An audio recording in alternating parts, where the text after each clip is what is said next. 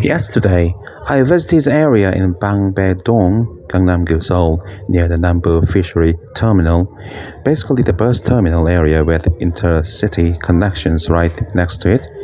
And right beside it, there's this place. How should I describe it? It's a restaurant that serves noodles well. You could say it's a Vietnamese restaurant, but it doesn't only serve Vietnamese food.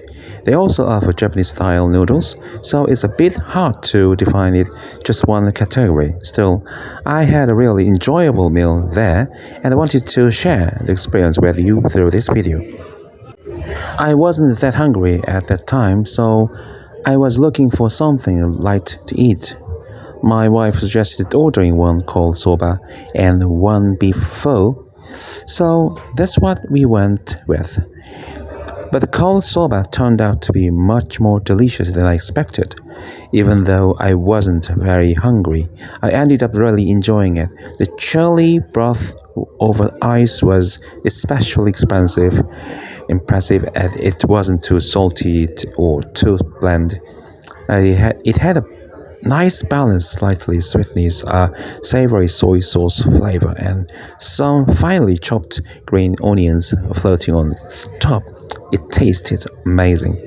The broth was truly exceptional. I think I finished every last drop without leaving anything behind that day. However, as you can see in the video, the noodles were somewhat clumped together. It seemed like they were partially pre-cooked and then kept chilled, and when order came in, they were boiled again for about 1 or 2 minutes.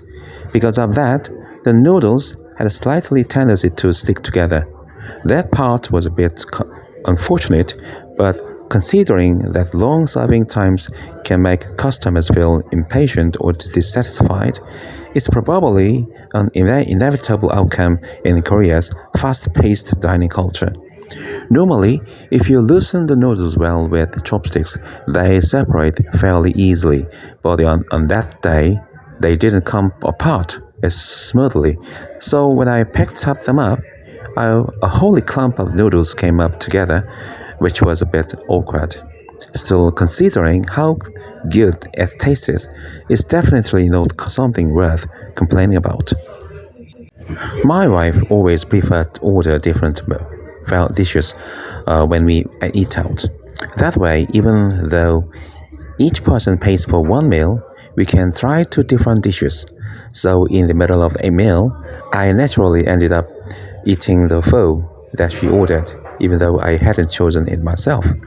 But honestly, it's fun and quite a reasonable approach. Instead of each person paying for one dish and eating only that, you still pay for one meal each but get to experience a wider variety of flavors. It's not a bad deal at all. This is actually a characteristic of Korean dining culture. In many other cultures, people usually eat only what they ordered. That's partly because of hygienic concerns. Once utensils like fork, chopsticks, and spoons touch your mouth, they go back into the food. So sharing it isn't always preferred. In English-speaking countries, France, or other parts of Europe, it's less common to swap or share dishes in that way. But in Korea, it's quite different. People often order several dishes and share them together, and that communal style of eating is one of the dining features of Korean food culture.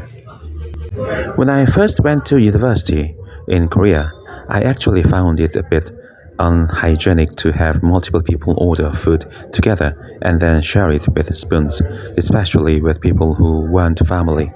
So during my university years, over a long period, I often saw this typical Korean empty membership training culture. Students would gather, drink alcohol, order 1 or 2 pots of stew, and then repeatedly dip their spoons into the same dish after putting them in their mouths. Personally, I didn't really like that.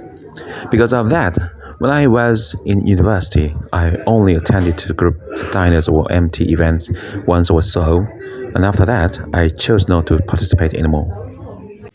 Because of this, I probably came across a bit particular or even uptight as a male student. As a result, female students didn't seem to like me that much. Still, there were times when some Korean female students actually saw that cleanliness as a positive trait, so I did get to go on a few dates. Overall, though, I wasn't really the type that was welcomed in Korean university culture. I believe each person should order their own dish and eat it using their own utensils, chopsticks, spoon, or fork.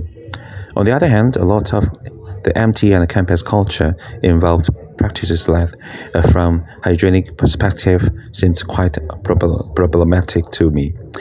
For example, there were initiation rituals that when you had to drink alcohol poured into a sneaker or drink a mix of beer and soju poured into a shoe by a senior. Those were some of the things I disliked the most. And on top of that, there was the shared eating culture, ordering a single pot of stew for 4 or 5 people, where even everyone would repeatedly dip spoons they had already put their mouths back into the same dish, or use chopsticks that had touched their mouths to pick food from shared pot. I personally thought that kind of behavior could potentially contribute to the spread of illness like hepatitis B or similar infection diseases. Well, in 2022 and 2023, COVID-19 was widespread. When the pandemic spread globally, many restaurants in Korea, like in other countries, faced shutdowns or operational restrictions. One of the ways to help prevent the spread of COVID-19 would have been to limit or discourage this kind of communal dining culture. Sharing a single pot of soup or stew using spoons and chopsticks that have already been used by multiple people doesn't seem particularly helpful in preventing the spread of infection. However, with my wife, I do share dishes like that. After all, she's my wife, right? So between us, we sometimes swap food midway while eating, and that feels fine. You understand what I mean? Between the husband and wife, is generally considered okay.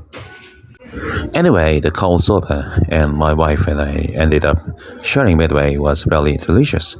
I picked up all the floating greens, onions, and in the end, I finished every last drop of the broth, even though I wasn't that hungry. However, the pickles and the gaktogi that were served as side dishes weren't very good. The gaktogi seemed too old and overly fermented. It was so sour that it almost felt like the acidity was wearing down my teeth. As you may know, overly fermented kimchi or gaktogi can sometimes taste even more acidic than vinegar. Korean people don't always have the best dental health, and I sometimes wonder if food like overly sour kimchi or gaktogi might be one of the contributing factors. One of the downsides of Korean food is that it often includes ingredients like chili powder. Peppers are finely ground in the powder, and those tiny particles can easily get stuck between your teeth and along the gum line. Because of that, when eating Korean food is powerful beyond just brushing your teeth after a meal, using something like water floss or water pick can help remove those fine particles lodged between the teeth and gums, making oral hygiene more effective. If I had to point out the drawback, that would be that Korean food is generally healthy, nutritious, and delicious, but that finely textured ingredients like fibers and vegetables or powdered seasoning can get stuck between the teeth or the gums. Over time, that could contribute to gum issues such as gingivitis or other dental problems if not properly managed. So finally, I ended up meeting up and drinking up the Vietnam's noodles, and also the stew and broth was really fantastic.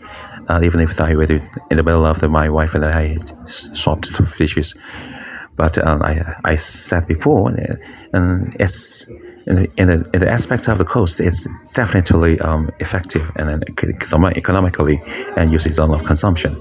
When actually Vietnam's noodle was really chewy and the texture was not so bad, and I think it was both of the menus were so fresh, um, and always I've tried to my best to introduce the Korean food to you, all of them. They will.